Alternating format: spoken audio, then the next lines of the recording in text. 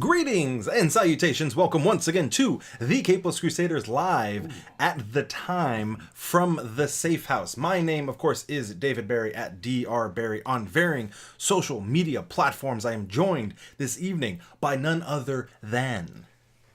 You have lived your last day. This is the Azorean One, Anthony Steves. That's a quote. That's a quote right there. That's a quote that is relevant to the topic. Mm-hmm. So, otherwise you're really scared listening to our podcast. Otherwise, we were just like, someone's in their car right now, like, what? What did I just do? What's happening? He's gonna do what? So, we are your number one, supposedly, podcast for anything, allegedly, comic book related, so they say. Mm-hmm. And you can find anything related to The Capeless Crusaders at thecapelesscrusaders.com. That is your number one hub. You can find all of our social medias, all of our things, all of our... Other things, yeah. all the hoedown and the hootenanny. The hootenanny. So, on this week's episode, we're of course going to go around the horn and we're going to talk about what comic books we've been reading this week. We're going to have some news, a lot of it, as you can see. It's just a ridiculous amount. A lot of news. And then our main topic, as you can see by the thing, if you're on the episode or if you're in the podcast app or if you're on the YouTubes, or you know what we're talking about. We are, of course, talking about Ra's al Ghul. Ra's al Ghul 101, which means we are going to give you an introduction to one of the greatest Batman villains of all time. It's actually our first villain. Our first villain 101, episode. Which is a good one. I'm excited for it. So, when we are in the safe house. This is true. When we are surrounded by Kameks. As we are. Yeah, Kameks. Kameks there, we got Kameks here. When we have 6 bootleg Hulkbuster figures in a pile. That's the real sound of It's a real sound of a real bootleg for all of you audiophiles. We like to go around the horn. Sorry, it ain't working again. I didn't know where you were going to go with that. Yeah, it was last second. So, when we go around the horn, we go around the table in a circular fashion, except for the fact that we no longer have a circular table. We don't. Not a thing. Rectangle. It's a rectangular surface with 4 sides. This is true. Equal. I don't. Math. Yeah, geometry. We talk about what comic books we've been reading this week. So, in preparation for tonight, Yes. I didn't read anything related. We flip-flopped. Yeah, basically. I just did some other stuff. Okay. I am still in the process of rereading. I don't. It's not that I don't want to be current on everything that's going on, but I needed a break. Mm-hmm. Everything going on, Marvel and DC, it's all so good right now. Image, all so good. IDW, Boom, all so good. But I'm back at work because summer vacation is over, and so I was just like, you know what, I need to just go old reliable, and I'm still rereading Saga of the Swamp Thing. Alan Moore, followed by some other people, followed by Brian K. Vaughan, followed by some other people, followed by Grant Morrison and Mark Millar wrapping it up. So Those are a lot of big names. Lots of big names. So I'm rereading Saga of the Swamp Thing because I need my old reliable. You know what I'm saying? You say that I'm picturing Mel Brooks in this story you're reading. Saga of the Swamp Thing. It's just a very short, green... Merchandising. Swamp Thing the lunchbox. Swamp Thing the toilet paper. Swamp Thing the doll. Mel, you're still alive and kicking. Make it happen. Swamp be with ya. All right. Yeah. So who would play Constantine? Call me. Get a Harvey Korman back in there. Exactly. It's Constantine. Rick Moranis. Yes. So that is what I'm rereading the Swamp Thing. Nice. Swamp Thing is, I just can't stop saying it now.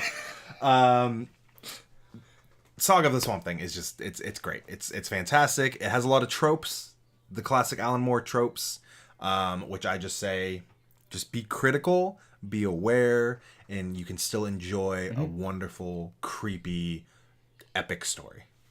Kids, do it. Read Saga of the Swamp Thing. Do it. Stevs. Yes. Stevs. Shevs. What did you read, my friend? So I did try to do a little bit more homework on the topic tonight, and I read Ra's al Ghul involved comics. So I went with 2 of the 3 in this trilogy, of 3 books from 87, 90, and 92. They're called a trilogy. Don't know if it was planned. That's a big gap. Yeah, for a right. I trilogy. know. The first 2 are written by the same guy, and the first one being Batman, Son of the Demon, written by Mike Barr and artistry done by Jerry Bingham.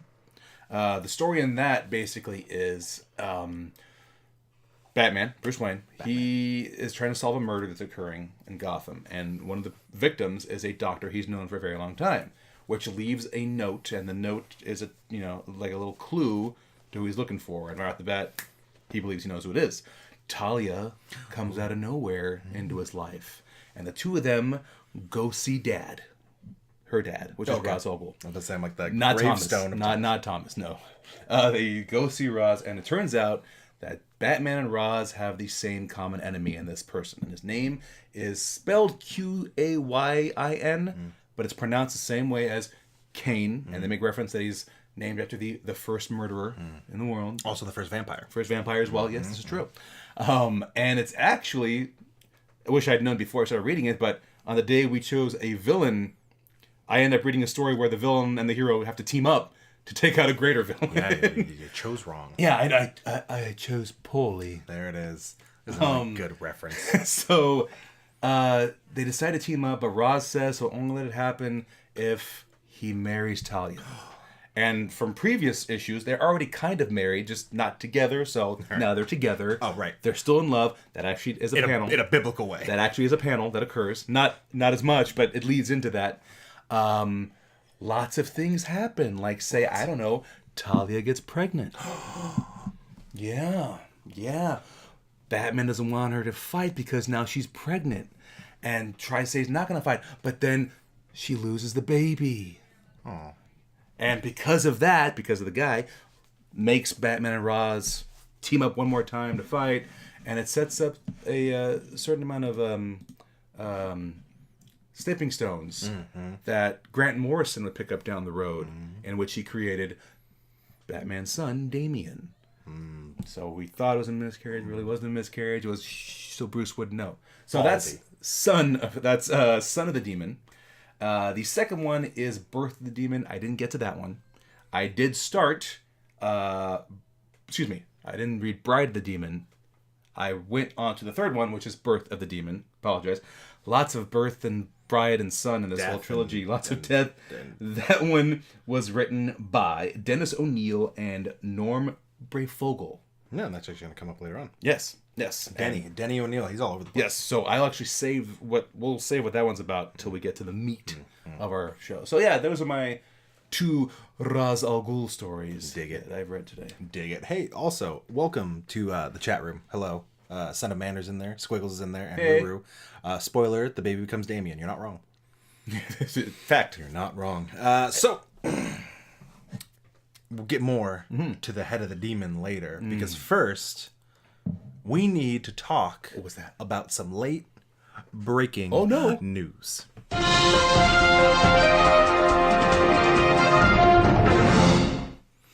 This just in, Trump and John McCain. Never mind, I'm not going to...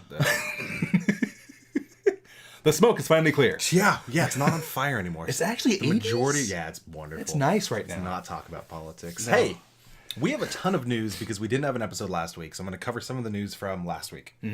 Some is relevant to tonight. Actually, only one is really relevant tonight. So, first off, Tom Cruise and Mark Wahlberg for Green Lantern. So Tom Cruise is apparently on the short list. The reason he doesn't want to do it is because they want him to be Hal Jordan and they want him to die. Which I don't want him to be Hal Jordan, but I wouldn't mind if he died. Yeah. In the movie. And then Mark Wahlberg is apparently on that short list as well. I don't like either of those. I'm gonna be honest. I think even like people who are like, we'll talk about these guys who are against, forced diversity later on. Even they're like, we don't want a white Green Lantern. Like, we don't want any of the white guys. Give us Kyle. Or give us... Or at least don't make him the main character. Or give make us them John. Supporting. Make Hal supporting. Yeah, cast. or make him die. Or make him die. Either that. I mean, I enjoy Mark Wahlberg movies. Yeah. I love Mission Impossible, the franchise.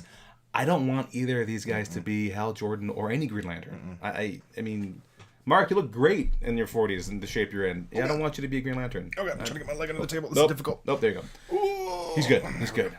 That is there on the short list? Ruru, I want Tom Cruise to play Mogo. It's the only character big enough for his ego. Ooh, zinger. There it is. Manderson. Wahlberg is Guy Gardner. Actually, you know what? With a super Boston accent. Ooh. Hey, I got a wicked ring over here. I'm wearing my khakis, though. I'm also wearing khakis. I might be down. There you go. That might be okay. I don't know if I want that one.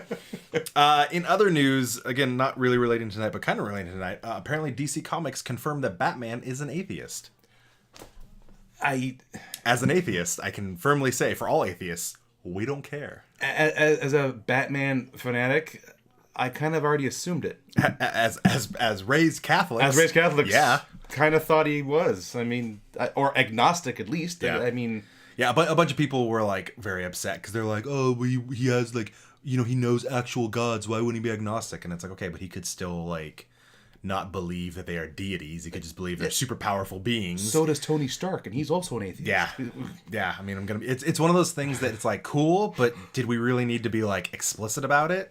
Right? Yeah, I don't know. It just kind of started, like, it just kind of created more unnecessary, like, rude conversations between fans. Because that's all we have recently is just rude conversations between fans. Because now, like, apparently religious fans were like, oh, he'd at least be agnostic, or, like, and then atheist fans were like, then they got upset because religious fans were defending it. And it's like, in the end, none, like, all of you shut up. Doesn't matter.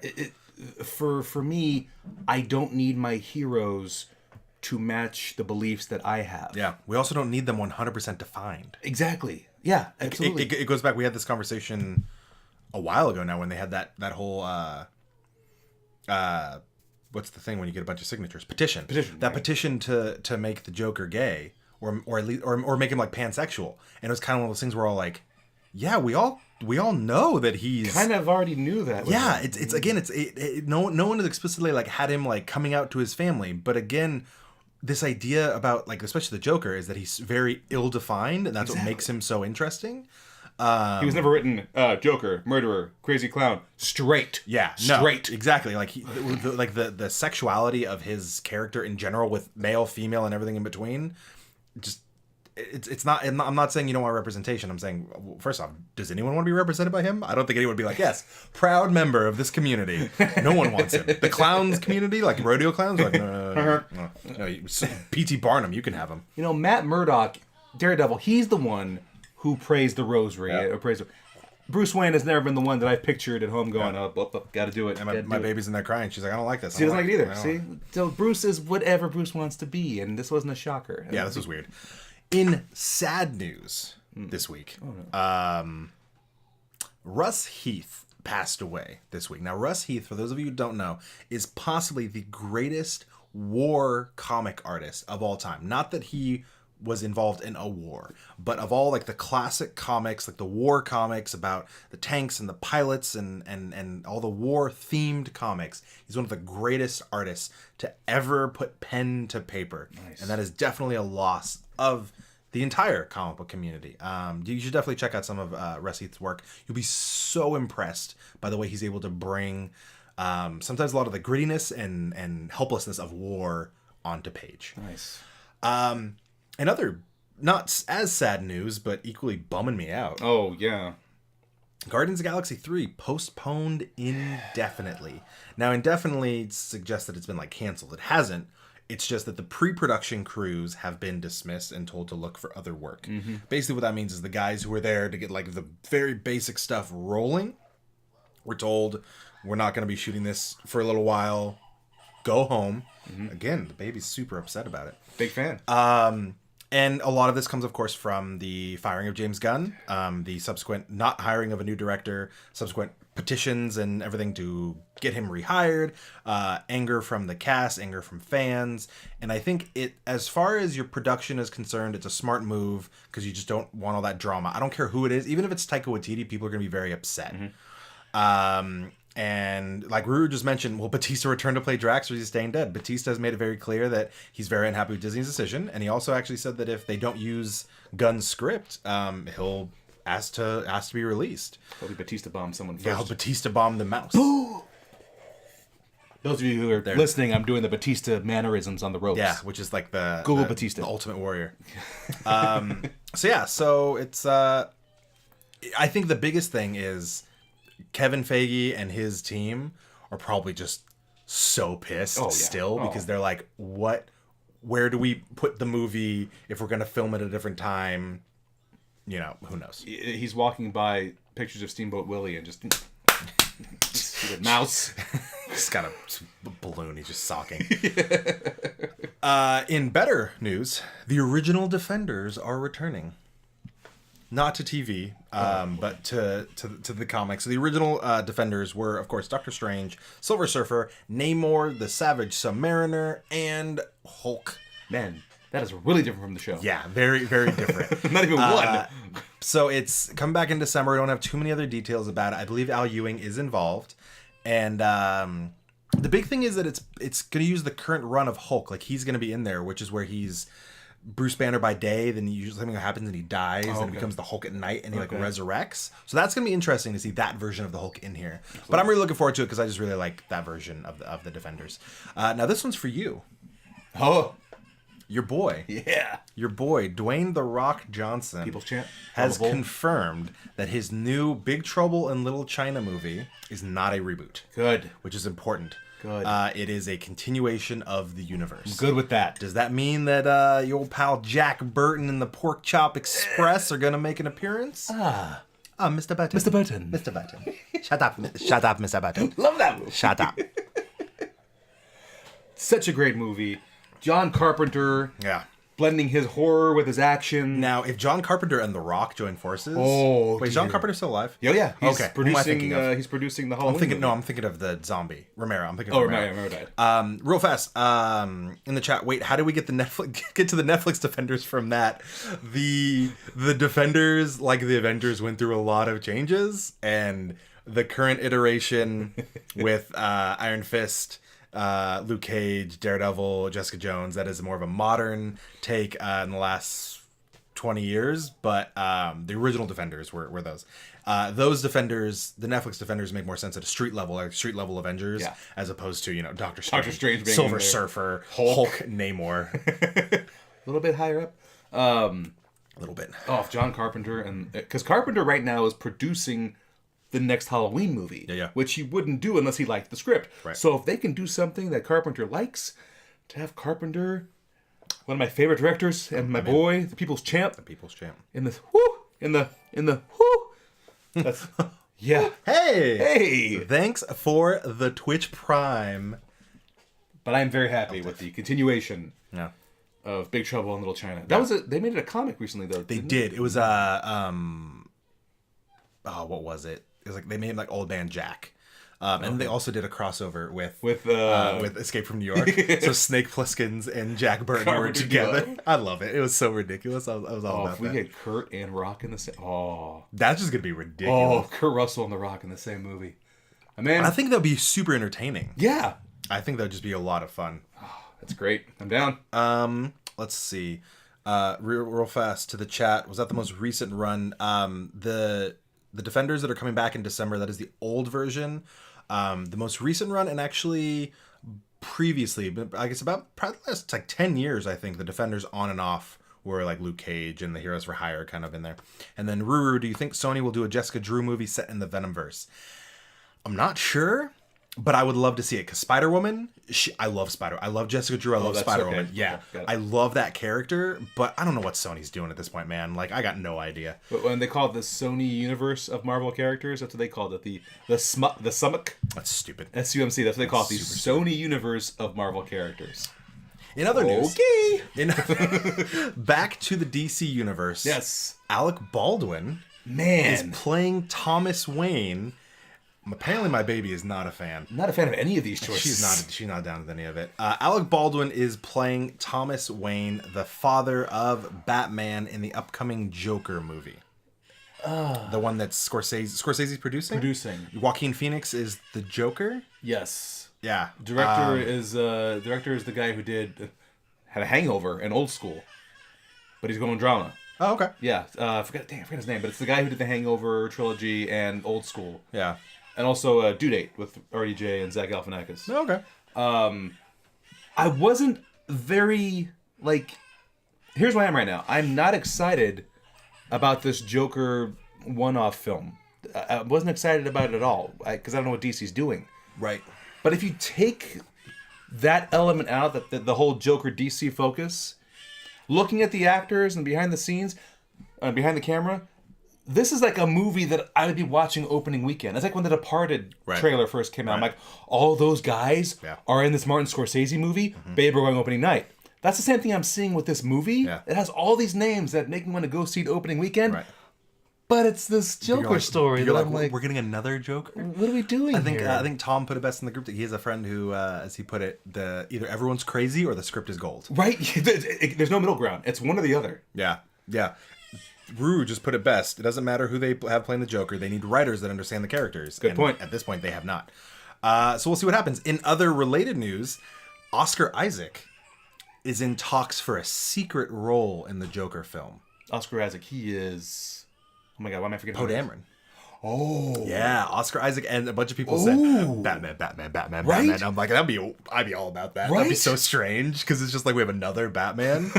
Because it wouldn't make sense, because if everything else about this universe is different, you wouldn't have Ben Affleck. You wouldn't have Affleck, yeah. So if Oscar Isaac could play that, or like Nightwing, or anything, I'm down. Oscar Isaac is great, so I'm down with it. That's a good... Ooh. Yeah, so we don't know Again, yet. It's making me... God. Yeah. All of a sudden, I'm like, I want to watch this movie, even though I don't want to watch this movie. Wow. And in actual comic book news, Conan the Barbarian. Oh, not Conan. Got it.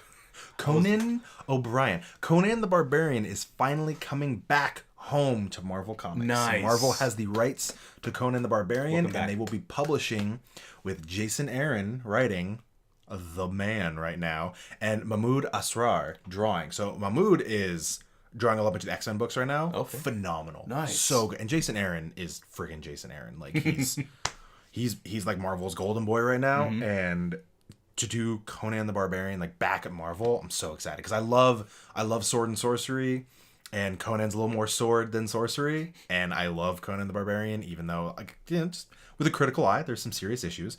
But just, I'm stoked. I'm stoked. Nice. So and this one's you read about this. Yeah, the late breaking news. Opie, I don't remember his real name. Ryan Horst. Thank you. Opie has been cast as Beta in The Walking Dead. So if you're a fan of The Walking Dead, you know that Beta is one of the Whisperers. So I don't know how much. I haven't gone that far yet. Okay. I've started it, but I haven't gone that far yet. Okay, so the Whisperers are a group of survivors who skin zombies and wear their skin so they can blend in with the herds, you know, the big groups of zombies, and they can direct them basically like using their whispers. They whisper and they communicate with each other, and so they're going to be the bad guys, which is, I mean, I think Ryan Horst is a great actor. In case of those of you who aren't aware, Barry and I were Sons of Anarchy fans, and we're calling him by his name in the show. Until Opie died, I was a Sons of Anarchy fan. Yeah, that was a sad spoiler alert. So Ryan Horst is he's going to be Beta.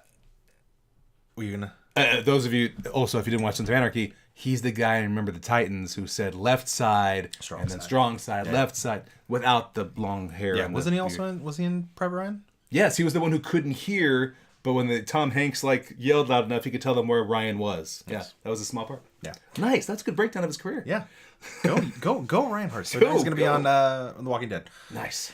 And lastly, Comicsgate. These guys still sucks. Yep.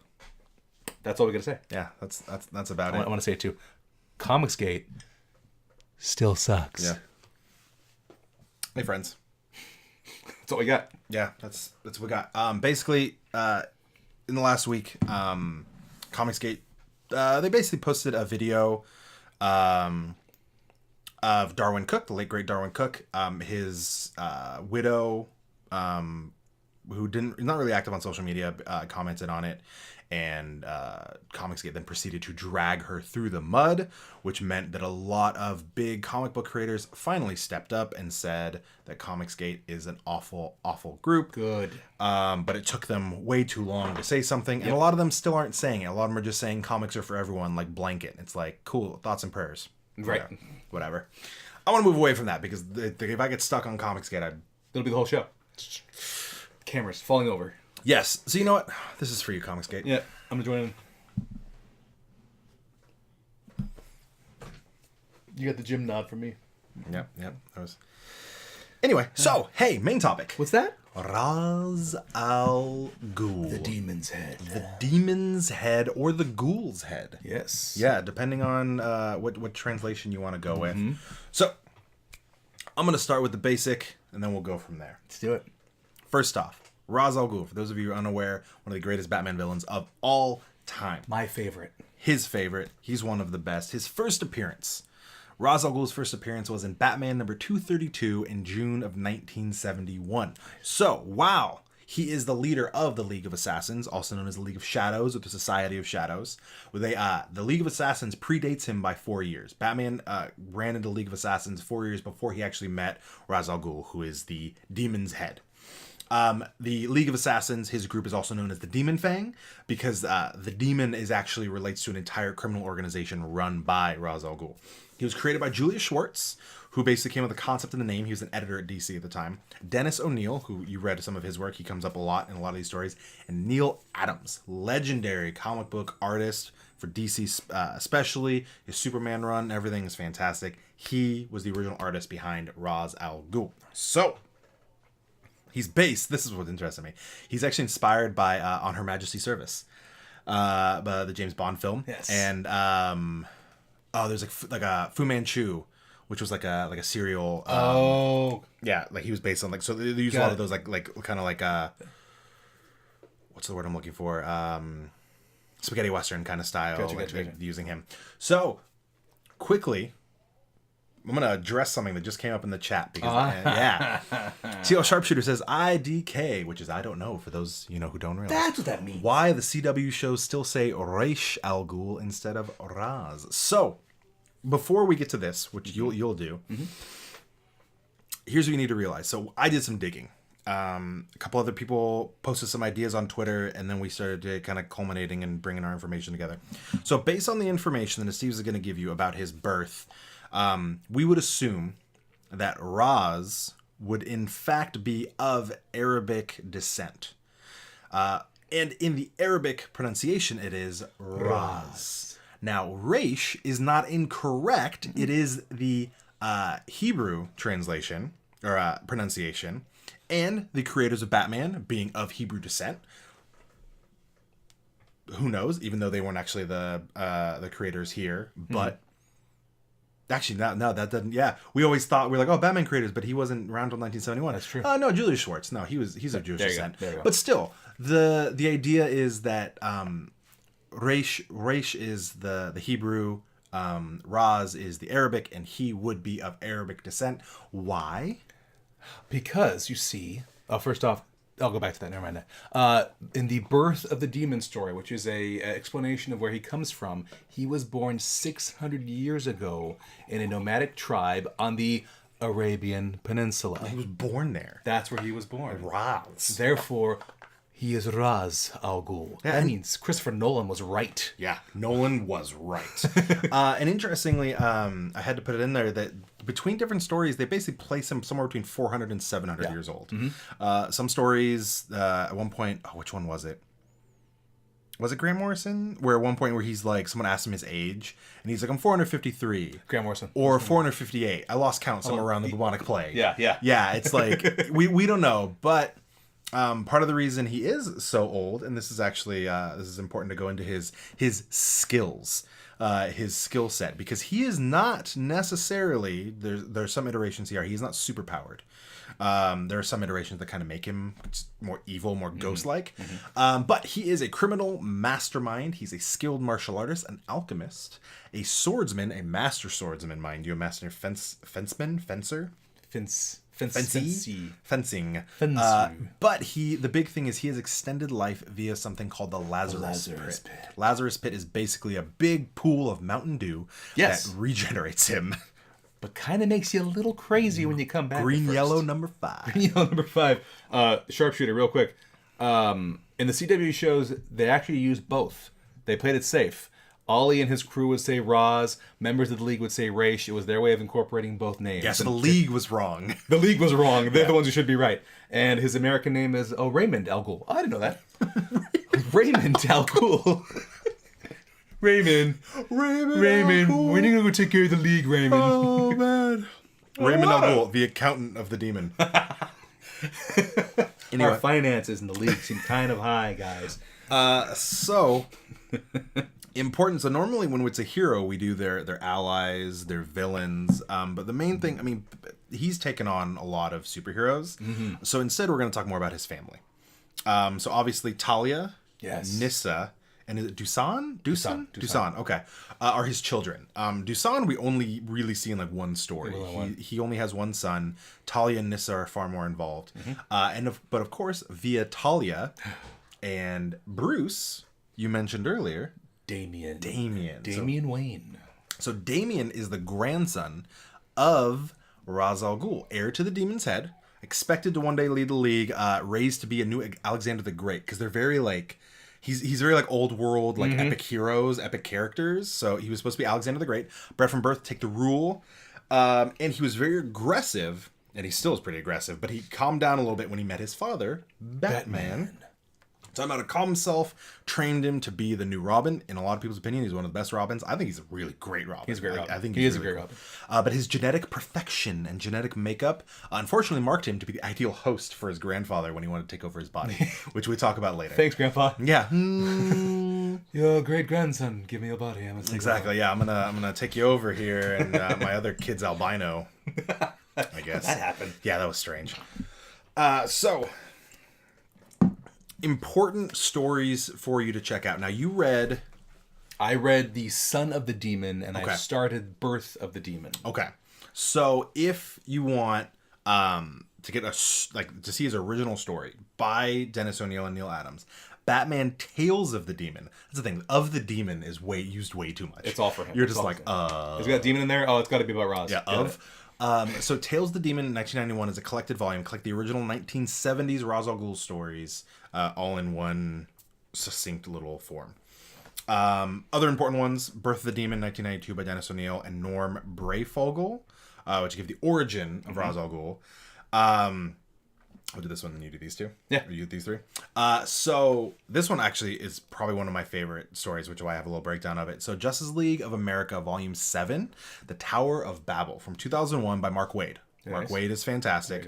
Ra's goes up against the Justice League of America. And you think, how is Ra's al Ghul? I mean, he's got a big organization of assassins. How's he going to beat Superman? How's he going to beat all these Aquaman, Batman, all these guys? Well, what is the thing that Batman always has?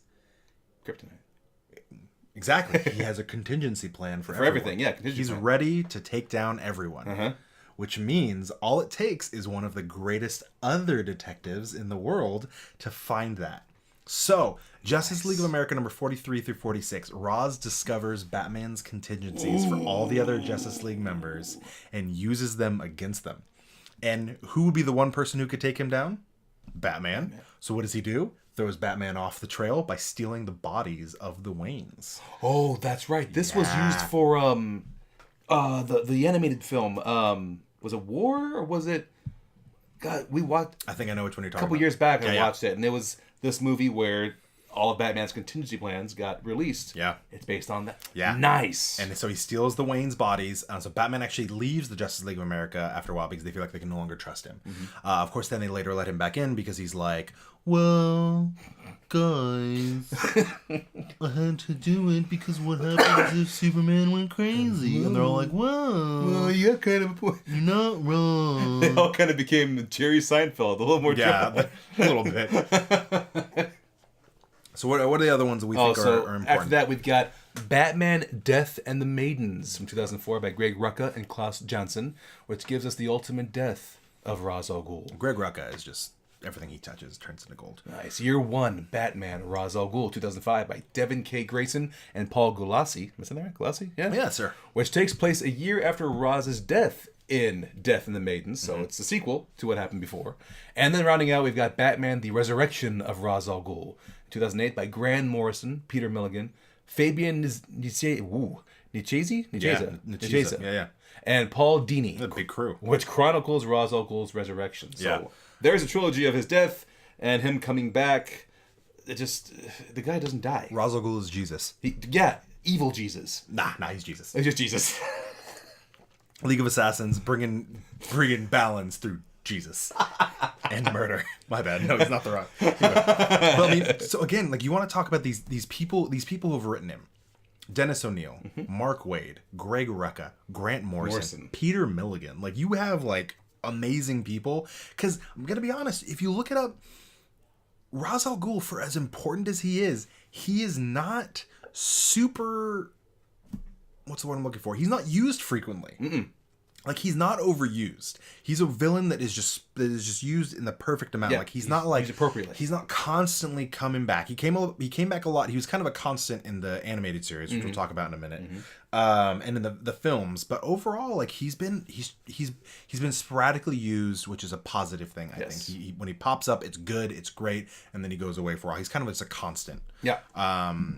So. And yeah, so it's Justice League Doom. Is that the Justice League Doom? Thank you, Ruru. That's the movie I was thinking of. That where they take that story angle and go with it. It was so good. And another another big one that I think this actually very much inspired Batman Begins, because Batman Begins obviously took a lot from Year One and a lot of other things, but this story itself, it was two-part. Well, it was a two-story. Basically, it was a crossover event in 1996. It's called Contagion and then Legacy. Okay. Basically, it fed directly into the No Man's Land Batman arc and demonstrated the full breadth of Ra's al Ghul and the League of Assassins' power. In Contagion, a deadly virus is released by none other Ra's al Ghul, being Alchemist, into Gotham, and Ra's reveals the mastermind. And it basically follows. It actually is a sequel to Nightfall, because it actually brings back Bane.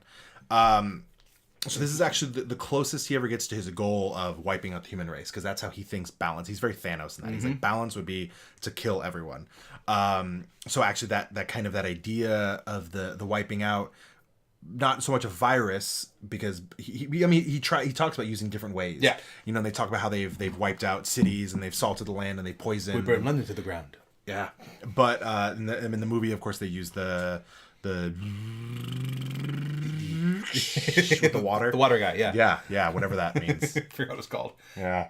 They actually, in the Son of the Demon and Birth of the Demon, they also refer to him as kind of like, he's kind of an eco-terrorist, because he actually believes, like you were saying, in the old world and the old natural earth, and sees many of our advancements to be, destruction of the earth. Right. So it's part of the reason why the balance he has, is because he wants to bring the earth back to its natural state. Which is why he's such a great villain, because again, the best villains are the ones where you can't always fault them. It's like, yeah, you're right. Like, we've done these terrible things, and we might not think he's basically one of those people that he's willing to make the hard decision. Yes. He's like Thanos. He's willing to make that choice, and to step and grab destiny by the chin lines. Chin lines, yeah. And they put a poker chip in there like Mick Foley puts in his forehead. Son of Mander, he's in comics infrequent enough to kind of forget about him, then bam, holy S. It's Ra's. It's Ra's. Holy S under holy sh. Holy sh. Poo-poo. Why isn't Poison Ivy his waifu? Because Poison Ivy is obsessed with Swamp Thing. Yeah, she is. Swamp Thing. Yeah. She wants to be in the green, if you know what I'm saying. It's a good spot. So, obviously, we just said why, part of the reason why Ra's al Ghul is such a great villain. You can't always fault him. He's one of those characters that he deduced, because he figured out who Bruce Wayne was. Yeah, just being, because he always calls him the detective. And I love that. He himself is a detective, and he's this very like old school, like honorable villain in a lot of ways, which is why it's been so great the multiple times he's popped up in other media. So we already mentioned that he's been in the animated series. And you found out, who was it? You had a story about the... Yeah, so the animated series is where I first learned about Ra's al Ghul, and he was voiced by David Warner. And David Warner, for those of you fellow nerds out there, he was the science TGRI guy from Teenage Mutant Ninja Turtles 2, The Secret of the Ooze, okay? He's a scientist who helps Donatello and all the guys try to take out Tokar and Razor. He's the scientist. It's that guy. He's the jerk face muscle guy for Billy Zane in Titanic. The one who's rolling the bullet down the table as DiCaprio's tied up to it. That's the voice of Ra's al Ghul in the animated series. David Warner. Hang on, now I'm gonna look him up because now I'm like, what else? Oh, he's a legend. He's been around for a long time. But those are the two things that stand out. Didn't he play Johnny Cash? No, he looks just like Johnny Cash. He looks like him. Yeah, he was in Tron. Mm-hmm. He was in Star Trek. Yep. Oh man, yeah, he's. Oh yeah, I remember. He was in Ripper Street. He's the TGRI. Yeah, that guy. That guy with the turtles. Yeah, he's one of those British actors that pops up in like all kinds of stuff. He is the reason we love hearing Ra's al Ghul say, "Good evening, detective." That's the guy. That's him. So in another equally infamous version is Liam Neeson in the Dark Knight trilogy. Now, to be fair, he actually only was in one movie because he died after that. Appeared in a flashback-esque in but Bruce's mind. He shows up as a vision in his mind in Dark Knight Rises, in his battles with Bane, which is, I think, also really important because it ties in again to the Contagion Legacy series. Mm-hmm. And then we also had great bad guy, Mr. Jason Isaacs. You know him as Malfoy. Papa Malfoy. Papa Malfoy. He was also the leader of the British Army and the Patriot. You're the father of that stupid little boy. He was. You hate him so much because he's so happy about killing the son and everything. Yeah. He was Ra's in Batman Under the Red Hood, which is a fantastic, dramatic animated film. It is PG-13 status. It just pulls at this. It's about the Jason Todd story, about Batman always feeling guilty about it, and Ra's al Ghul plays a part in that story. Yeah, he was in Peter Pan too. He was in Peter Pan. Yes, he was also in Star Trek. He was he's in the new Star Trek. He's a captain. Yep. Mm-hmm. And then rarely a good guy. He's in Black Hawk Down too. Yes, he was one of the colonels. Yes, Steel. Also, one of the freakiest movies you'll ever watch in space, Event Horizon. He was the doctor who ends up. Yeah, this happens to him. Watch. I won't do it because it's Event Horizon and everything was graphic in that. He was also the Death of Stalin that I have not seen yet and I really want to see. Nice. He's one of those. So Isaac's obviously fantastic.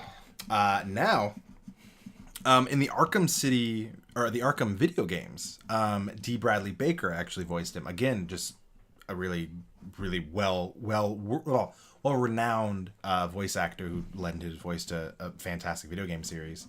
Now these two, I want you to do the next one because I got dibs on this last one. So, those of you who are part of the Arrowverse, Matt Nable from Australia, he was Ra's al Ghul in the series. He was the quote that I read at the beginning of the show saying, "You've lived your last day." That's what he said before he fought Oliver, and he didn't fight him. He destroyed Oliver Queen in their first battle. Just right through the chest. Yeah, stabbed him with that cheap-looking sword from a knockoff market. Because when you're Ra's al Ghul, I can kill you with a toothpick.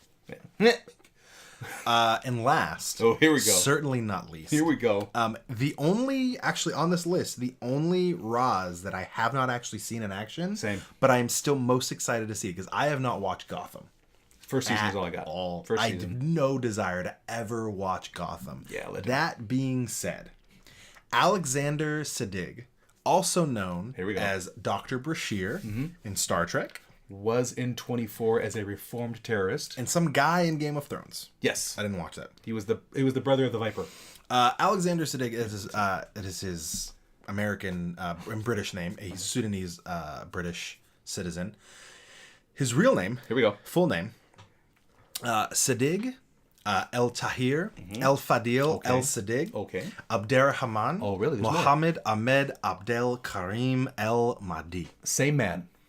1, 2, 3, 4, 5, 6, 7, 8, 9, 10, 13 names total. Could you imagine the headshot if he kept that? The name's in the back too. Hold on.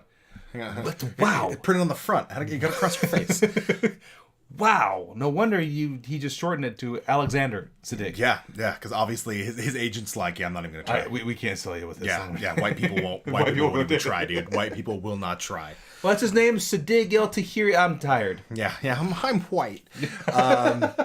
So Alexander Siddig, I'm really interested in his portrayal just because he's a really good actor. I just don't have any desire to watch Gotham. I've seen like a YouTube clip of him, and I gotta say, every actor that we've seen visually perform, and even if you take in the vocals, how they do it, everyone has got the same essence. Yeah. The Raz has there's so much honor and respect when you're playing Ra's al Ghul that everyone has this swagger to them. Yeah, they're all just hefty. Very frequently, the arms are behind the back, or they're doing this thing. And yeah, they're never like in a defensive. Like they're always just in like, control of everything. in control of the entire situation. Son of Mander said, another Trek actor. Do they just all go bad like elves? Yes. That is exactly because I'm gonna be honest. You start as a good guy. And you either die a hero or live long enough to yourself become the villain. And when you become the villain, you usually test your acting skills better, and you usually become. I believe in Harvey Dent. More evil character. And Rue, is he related to the royal family? Because commoners don't get 13 names. I have no idea. That is an interesting point. I'll hit him up. We'll look it up. Yeah, next time I wonder if his Twitter handle is that whole name. Yeah, the name can't be 140 characters, Alexander.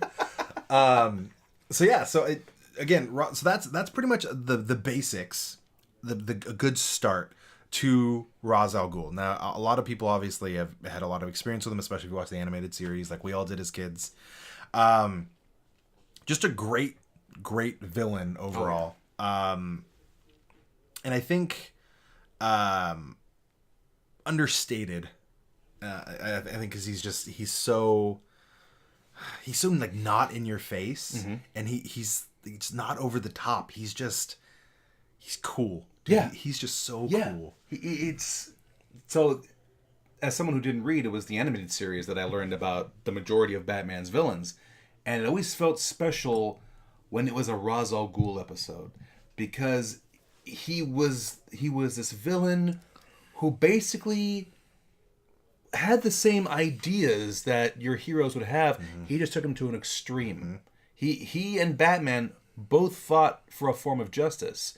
It's just where Batman would hold back and be the executioner. Right. Ra's would be the executioner of you, your family, and anyone else who might follow in your footsteps. In your city. Yeah, in your city. Everything. He had this extreme vision of what he felt was justice, and yet he respected the Bat. Whether you like the story of where they just know each other, or whether you're like me and love the whole Batman Begins angle of him training Bruce and then them turning on each other, it's that respect where I'm against you, but I know everything about you. I know you're a formidable foe.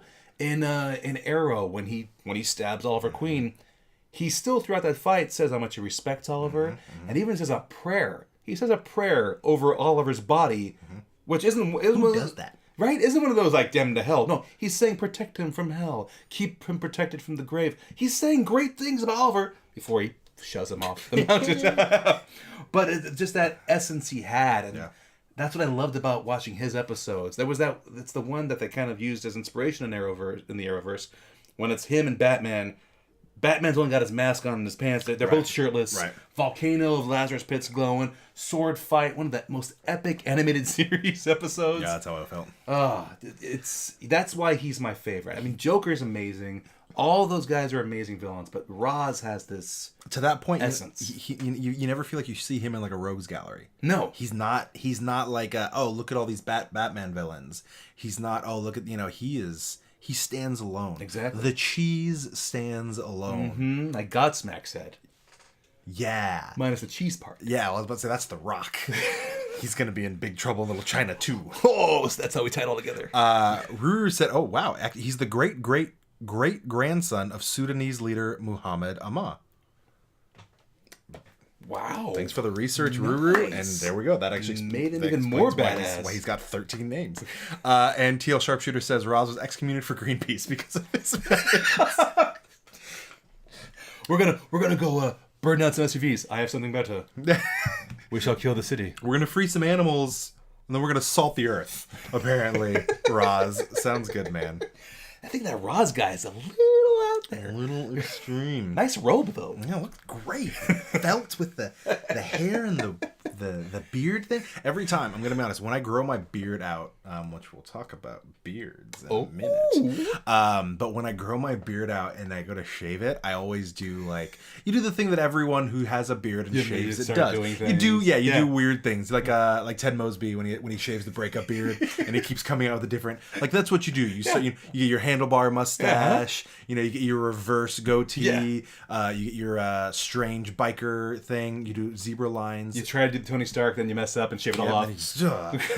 But I always I just shave right here and I get me a little Ra's al Ghul action. Oh, dude, if you rust the Ra's al Ghul for a day, all about that. You have to walk around with your hands behind your back. The semi Fu Manchu kind of style. I'll have a latte and also all of your family. What? Yeah, what do you what? You big weirdo. So that is about gonna wrap it up for Ra's al Ghul 101. There's your basics. We got the 70s stories from Dennis O'Neil. We got the trilogies. Again, he's an understated and I think perfectly utilized. Not quite underutilized, just a perfectly utilized villain.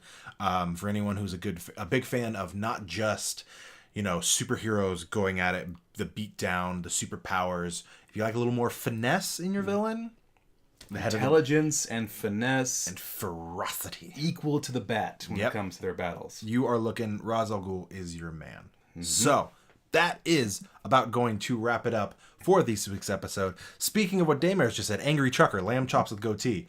That's actually how I look most of the time anyway when I don't have this. I'm not an angry trucker though. Speaking of which, see this I got my beard going on right now. And, I could use a little bit of some moisturizing. And I think Roz used it. Oh yeah, he totally did. Ra's al Ghul actually shops at beardbombrush.com. I heard about that. It's weird. He also used the code Capeless and got 15% off of his order. Nice. Maybe you don't like shopping where villains do. Maybe you do. But I'm actually going to be getting my first beard balm brush here pretty soon. I'm going to be using it to do a little bit of shaping, a little bit of moisturizing, caring for the beard. So you can head over, like I said, to beardbombrush.com, use the code Capeless, get 15% off. Wow, that's really difficult for me to get my finger up there. Hey, say you're more interested in 10% off. I don't know. Maybe you are. Maybe you go to Computer Booter. Local computer repair, video game lounge, and retro video game store. Mention us, get 10% off your purchase. They got a bunch of Super Nintendo games in recently. So you can go track down Donkey Kong Country or anything like that. You want to throw down some Street Fighter. Jurassic Park. Yeah, 100%. You can get that in there and get down here. Or say you're into next week's episode. Because in next week's episode, a little bit of this. A little bit of D&D, a.k.a. Dungeons and Dragons. We will be playing next week. I think Amy's still partially dead, and I think we just killed a T-Rex. I don't actually remember it. We have a T-Rex. There's so much going on. I'm so excited for it. But say you're like really interested in Dungeons and Dragons, or you need some dice, or you need some books. If you go to thecriticaldice.com, Google that for me. Make sure I got the website right. I feel like I just messed that up. Critical Dice, you use the code Capeless. You will get 15% off of your purchase of dice, of books, of hooks, whatever you need. Yes, Son of Mander, there will be a recap. I think it's the. Oh, the. Thecriticaldice.com. thecriticaldice.com. There it is. There it is. It's there. Thecriticaldice.com. Get 15% off using that code. Or say you're interested in learning about Dungeons & Dragons, or you're learning about monetizing Dungeons & Dragons, or monetizing streaming. I am going to be doing a panel on Twitch at the Sacramento Public Library. I forgot the date. I'm so terrible. It's coming up soon. Hang on with this. This is why they're not. Those of you who want to follow Roz on Twitter, his handle is @DemonsHeadRocks65. That's weird. He tweets. That's how you found out about the beard bomb brush. I'm down with that. Anyway, on Wednesday, September 19th, I'm going to be doing a live stream. We will be hosting it on our channel. We're going to talk about Dungeons & Dragons with a couple other D&D podcasts, a couple other tabletop podcasts. We're going to talk about the game itself. Also, how to monetize it, and streaming it and all kinds of stuff. It's going to be a lot of fun. So, we also like to thank Empire's Comics. There they are. They're the best. They like comic books.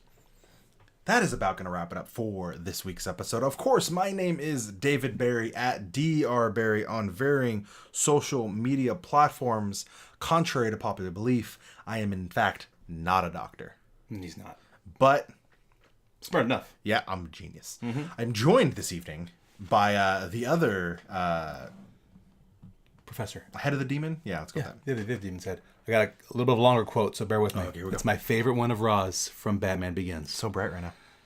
If you make yourself more than just a person, if you devote yourself to an ideal, and if they can't stop you, then you become something else entirely. Legend, Master Wayne. This is the Azorean One, Anthony Steves. Oh, that's fantastic. 4, Amy Nunag, a.k.a. IGN Robot, on the social medias, and Son of Mander, a.k.a. Manderson, on some social medias, and Tom at Tall Dark Not Ugly. So Rue, no one believe you're a doctor. You don't even have a white lab coat. You're not wrong. I'll get one. Future episodes. Future episode, gonna buy one, and then I will be a doctor. I do this a lot. Talk to you. Don't send pics of my rash asking for suggestions. Funny you should say that. At least once a month, I do get an email from someone who doesn't check who they're sending it to, and I hear about knee problems. I have login credentials for an X-ray technician office in Australia. I told you that in confidence. Yeah, I got some weird things. So doctor-patient confidentiality, apparently it's out the window. Anyway, for the Capeless Crusaders, good night.